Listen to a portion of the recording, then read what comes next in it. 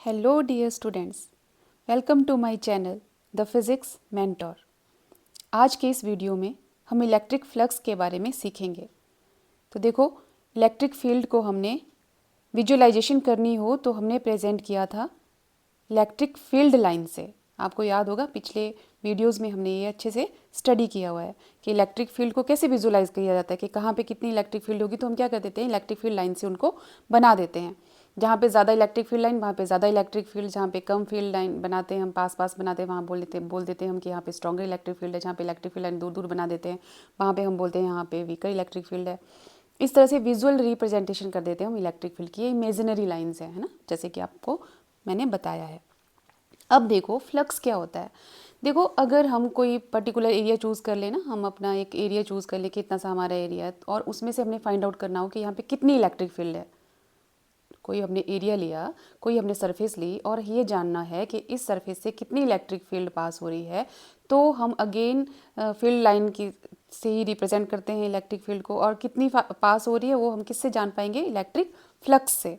मैंने आपको बताया कि किसी सरफेस से कितनी इलेक्ट्रिक फील्ड पास हो रही है, ये मेज़र कौन करता है, इलेक्ट्रिक फ्लक्स मेज़र करता है।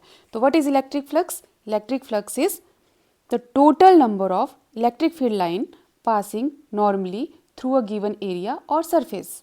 ठीक है, किसी भी गिवन एरिया सरफेस से जो total number of electric field line pass हो रही हैं, कैसे नॉर्मली पास हो रही हैं, उनको हम बोलते हैं इलेक्ट्रिक फ्लक्स। ठीक है, और मैंने आपको बताया कि इलेक्ट्रिक फ्लक्स जो है वो मेज़र करता है इलेक्ट्रिक फील्ड उस एरिया से, पर्टिकुलर एरिया से जिसकी हम बात कर रहे होते हैं। ठीक है, अब हम देखते हैं कि ये फ्लक्स, इसको मैथमेटिकली कैसे लिखा जाता है और कैसे इसको फाइंड आउट किया जा सकता है। तो देखो, यहाँ पे मैंने यहाँ पे बनाया है नंबर फर्स्ट फिगर। इस पर्टिकुलर फिगर पे फोकस कीजिए, दिस फिगर पे, है ना। यहाँ पे मैंने क्या बनाया, ये जो रेड कलर से बनाया, ये इलेक्ट्रिक फील्ड लाइंस हैं, हमारी इलेक्ट्रिक फील्ड लाइंस हैं। ठीक है, इलेक्ट्रिक फील्ड लाइंस बनाई, और यहाँ पे इलेक्ट्रिक फील्ड लाइन में एक एरिया को रखा, और एरिया इस तरह से रखा कि एरिया का जो एरिया पे, अब देखो एरिया मैंने ऐसे बनाया ना यहाँ पे, और इस पे हम एक नॉर्मल ड्रॉ करेंगे। तो इस जो ए सरफेस हमने यहाँ बनाई है, इस पे अगर आप नॉर्मल बनाओ तो यहाँ पे बन सकता है या यहाँ पे बन सकता है, यही तो नॉर्मल है इस एरिया पे। जो एरिया पे नॉर्मल होता है उसको बोलते हैं एरिया वेक्टर, जिसको लिखा है ए वेक्टर से, इसको क्या बोलेंगे, एरिया वेक्टर। तो इतनी बात आपको क्लियर हुई कि ये इलेक्ट्रिक फील्ड लाइंस बनाई हमने, मतलब इलेक्ट्रिक फील्ड को रिप्रेजेंट कर दिया, है ना। और यहाँ पे बनाया एक एरिया जिसको नॉर्मली रखा है, जिसका मतलब ये है कि नॉर्मली रखने का इसका जो प्लेन है ना, ये इलेक्ट्रिक फील्ड के नॉर्मली है, और इस प्लेन पे जो परपेंडिकुलर है, जो एरिया, जिसको एरिया वेक्टर बोलते हैं, वो पैरेलल है इलेक्ट्रिक फील्ड के। अगर सरफेस नॉर्मल होगी तो एरिया वेक्टर उसके पैरेलल आ रहा है। इतनी बात आपको क्लियर हुई। तो देखो, जितनी ज़्यादा इलेक्ट्रिक फील्ड होगी यहाँ पे, उतना ही ज़्यादा हम बोलेंगे फ्लक्स हुआ। क्योंकि अगर यहाँ पे 50 इलेक्ट्रिक फील्ड लाइन क्रॉस हो रही है तो हम बोलेंगे इलेक्ट्रिक फ्लक्स कितना है, 50 है। अगर 1000 इलेक्ट्रिक फील्ड लाइन्स यहाँ से पास हो रही है तो बोलेंगे फ्लक्स कितना है, 1000 है। तो जितनी भी इस एरिया से इलेक्ट्रिक फील्ड लाइन पास होंगी वो उसका फ्लक्स कहलाएंगी। इसका मतलब ये है कि फ्लक्स कब ज़्यादा होगा, flux is directly proportional to किसके आ रहा है, इलेक्ट्रिक फील्ड के। जितनी ज़्यादा इलेक्ट्रिक फील्ड उतना ही ज़्यादा फ्लक्स। ये नंबर फर्स्ट फिगर से आपको क्लियर हो रहा है। अब नंबर 2 पे फोकस करते हैं। यहाँ पे देखो, मैंने दो एरिया बनाए, एक स्मॉल एरिया और एक बड़ा एरिया बनाया है, एक है ना, एक स्मॉल सरफेस, एक बड़ी सरफेस, और दोनों सरफेस पे नॉर्मल ड्रॉ किए हैं जो कि एरिया वेक्टर कहलाएंगे। और दोनों ही एरिया वेक्टर इलेक्ट्रिक फील्ड के कैसे पैरेलल है। ठीक है, और जो सरफेस है उसका जो प्लेन है यहाँ पे, वो ये सरफेसेस हैं, ये कैसी हैं, परपेंडिकुलर हैं इलेक्ट्रिक फील्ड की। अच्छा, यहाँ पे दो एरिया बनाए हैं, इसका मतलब ये है कि छोटा एरिया है तो कम इलेक्ट्रिक फील्ड लाइन पास होंगी, बड़ा एरिया है तो ज़्यादा इलेक्ट्रिक फील्ड लाइन पास होंगी, है ना। इसका मतलब है कि इलेक्ट्रिक फ्लक्स जो है बड़े एरिया में ज़्यादा है, छोटे एरिया में कम है। इसका मतलब इलेक्ट्रिक फ्लक्स जो है also depending upon the area. तो flux is also depending upon the area. तो एक चीज़ और दो चीज़ों पे डिपेंड कर रहा है हमारा फ्लक्स। अच्छा, अब और देखते हैं और किस पे डिपेंड करेगा फ्लक्स। यहाँ पे देखो, अगर मैंने ये जो सरफेस है इसका प्लेन इस तरह से रखा है कि इस सरफेस पे जो नॉर्मल है और जो इलेक्ट्रिक फील्ड लाइन है वो दोनों पैरेलल हैं, एंगल इनके बीच में बन रहा है 0 डिग्री का। यहाँ पे कितना एंगल बन रहा है, किस किस के बीच में, area vector and electric field, दोनों के बीच में एंगल बन रहा है 0 डिग्री। अगर एंगल 0 बन रहा है यहाँ पे, तो यहाँ पे हम देख सकते हैं कि फ्लक्स क्या है, मैक्सिमम। जब थीटा कितना है 0 डिग्री, तो फ्लक्स क्या है हमारा मैक्सिमम। फ्लक्स मैंने बोला जो number of electric field line से पास हो रही हैं। अगर मैंने इस सरफेस को घुमा के ऐसे रख दिया, अब ऐसे रखूँगी मैं तो यहाँ से इलेक्ट्रिक फील्ड लाइन तो पास होंगी नहीं, क्योंकि इलेक्ट्रिक फील्ड लाइन तो उसके ऐसे पैरेलल चल जाएंगी, इसको चीरती हुई जानी चाहिए, इस सरफेस एरिया के आर पार चली जानी चाहिए। तो यहाँ पे आर पार कोई इलेक्ट्रिक फील्ड लाइन नहीं जा रही है, इसका मतलब फ्लक्स यहाँ पे हमें मिल रहा है मिनिमम।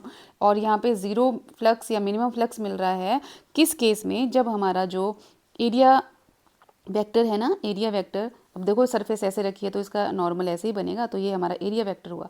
इस एरिया वेक्टर और इलेक्ट्रिक फील्ड के बीच में इस टाइम एंगल बन रहा है 90 डिग्री का, और फ्लक्स मिल रहा है हमें स्मॉल या 0। तो थीटा अगर 90 डिग्री है तो फ्लक्स क्या है 0 है ना, फ्लक्स है मिनिमम। तो देखो इसका मतलब है ये तीसरी चीज़ भी इस पे एंगल पे भी डिपेंड कर रहा है, कितना फ्लक्स होने वाला है। अगर फ्लक्स मैक्सिमम है तो थीटा होना चाहिए 0 डिग्री, और फ्लक्स अगर हमारे पास 0 आ रहा है तो थीटा होना चाहिए 90 डिग्री। तो आप किसी भी एंगल पे रखो, यहाँ पे मैंने कोई भी एंगल थीटा लिया है, अगर इस एंगल थीटा को अगर हम, ये हमारा एरिया वेक्टर, ये हमारा इलेक्ट्रिक फील्ड, तो इलेक्ट्रिक फील्ड और एरिया वेक्टर के बीच में जो एंगल बन रहा है उस पर भी डिपेंड कर रहा है फ्लक्स। तो हमने 3 चीज़ें देखी, हमारे पास 3 चीज़ें आई कि जो फ्लक्स है ना, फ्लक्स वो डिपेंड कर रहा है इलेक्ट्रिक फील्ड पे, जितनी ज़्यादा इलेक्ट्रिक फील्ड उतना ही ज़्यादा फ्लक्स। डिपेंड कर रहा है एरिया पे, जितना बड़ा एरिया उतना ही ज़्यादा फ्लक्स। फ्लक्स डिपेंड कर रहा है थीटा पे, एंगल पे, और किस तरह का एंगल। अब ये एंगल लेंगे हम यहाँ पे कॉस थीटा।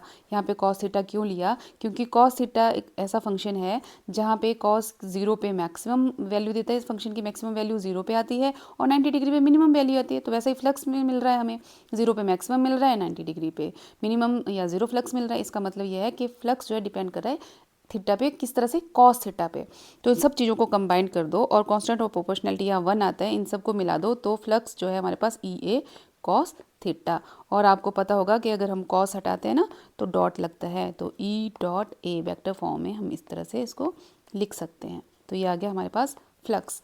और यहाँ से also flux is a scalar quantity, क्योंकि 2 डॉट प्रोडक्ट मिल रहा है ना, 2 वेक्टर क्वांटिटी का जो डॉट प्रोडक्ट होता है वो हमें देता है स्केलर क्वांटिटी। तो फ्लक्स कैसा है, स्केलर है। और इसके यूनिट्स लिख लेते हैं, यूनिट्स क्या होंगे, ऐसा यूनिट्स क्या होंगे फ्लक्स के। तो देखो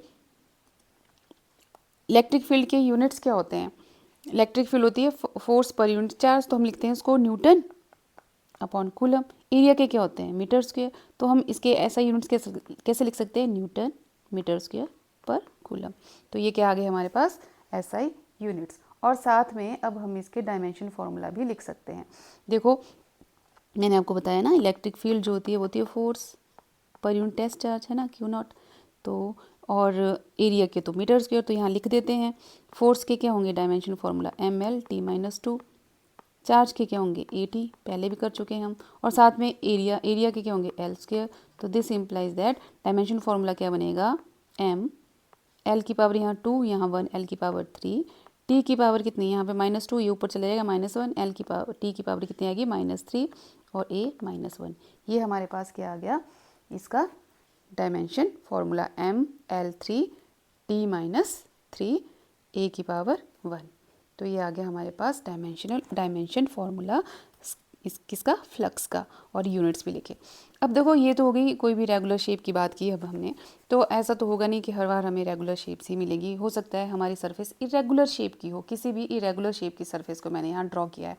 तो यहाँ पे देखो हम इस केस में कैसे इलेक्ट्रिक फ्लक्स को कैलकुलेट कर सकते हैं, कब, जब सरफेस इरेगुलर है। तो हम क्या करेंगे, इस पूरी सरफेस को छोटे छोटे एरिया में बांटेंगे। ये छोटा सा एरिया ले लिया है ना, तो कहीं पे भी आप छोटे छोटे स्मॉल एरिया ले सकते हैं। और उन एरियाज़ पे क्या बनाएंगे हम, परपेंडिकुलर्स बनाकर हम यहाँ पे लिख देंगे उनका एरिया वेक्टर्स। ये सारे एरिया वेक्टर्स हैं, है ना, जो नॉर्मल हैं, है ना। या यहाँ पे मैं इसको एन से डिनोट कर देती हूँ, क्योंकि इस सरफेस को हम लिख रहे हैं ds से।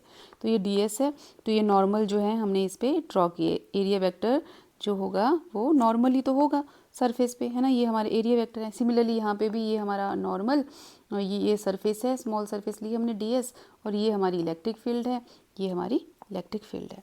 अब देखो अगर इस तरह का सिचुएशन हो ना, इरेगुलर शेप हो, तो हम क्या करते हैं कि सारी सरफेस को स्मॉल एरिया में डिवाइड कर देंगे।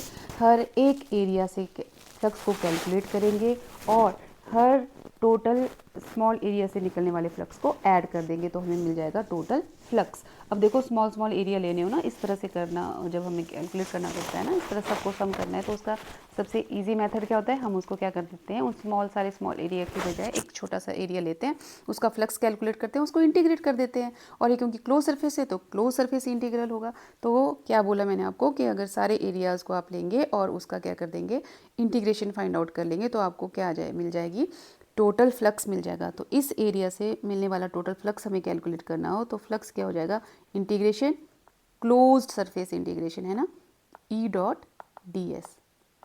ठीक है, तो ई डॉट डी एस, क्योंकि हमने एक सरफेस से निकाला फ्लक्स और सारे सरफेस से फाइंड आउट करने के लिए क्या कर दिया, उसको उस पूरी सरफेस के ऊपर इंटीग्रेट कर दिया है ना, तो हमारे पास फ्लक्स आ जाता है इस तरह से। और यहाँ पे देखो फ्लक्स तो स्केलर क्वांटिटी है, लेकिन ये 2 टाइप्स का होता है। फ्लक्स जो होता है वो पॉजिटिव फ्लक्स भी हो सकता है, नेगेटिव फ्लक्स भी हो सकता है। अब कब पॉजिटिव होगा कब नेगेटिव होगा वो देखते हैं। यहाँ पे देखो, अगर मैं इसको एक्सटेंड करूँ ना, ऐसे इसको एक्सटेंड करूँ इलेक्ट्रिक फील्ड को, और एरिया वेक्टर देखो, यहाँ पे जो एंगल बनेगा ना, जो नॉर्मल बनाया हमने एरिया पे, तो यहाँ पे जो एंगल बन रहा है वो ग्रेटर देन 90 डिग्री बन रहा है। तो यहाँ पे जो भी, यहाँ पे जहाँ पे इलेक्ट्रिक फील्ड लाइन एंटर हो रही है ना, एंट्री पे, यहाँ सब पे एंगल 90 से ग्रेटर है। और यहाँ पे देखो, यहाँ सब जगह एंगल जो होगा इलेक्ट्रिक फील्ड और एरिया वेक्टर में, यहाँ लेस देन 90 डिग्री होगा। इसका मतलब ये हुआ cos 90 आएगा नेगेटिव, यहाँ पे cos 90 आएगा पॉजिटिव। तो मैं क्या बोल सकती हूँ कि जो इनकमिंग फ्लक्स है, इनकमिंग फ्लक्स जो होगा वो नेगेटिव होगा। इनकमिंग फ्लक्स जहाँ से इलेक्ट्रिक फील्ड लाइन एंटर हो रही है, ये वाला केस, यहाँ पे इनकमिंग फ्लक्स के केस में फ्लक्स होगा नेगेटिव। और जहाँ से फ्लक्स इलेक्ट्रिक फील्ड लाइन बाहर निकल रही है ना, मतलब आउटगोइंग फ्लक्स, आउटगोइंग फ्लक्स, ये हमारे पास क्या होगा, पॉजिटिव। तो फ्लक्स पॉजिटिव भी हो सकता है, नेगेटिव भी हो सकता है। तो होप सो कि आपको ये वीडियो में जो समझाया मैंने वो आपको क्लियर हुआ होगा। तो आप कमेंट ज़रूर करें और मेरे वीडियो को प्लीज़ लाइक शेयर करें और मेरे चैनल को सब्सक्राइब करें। Thank you.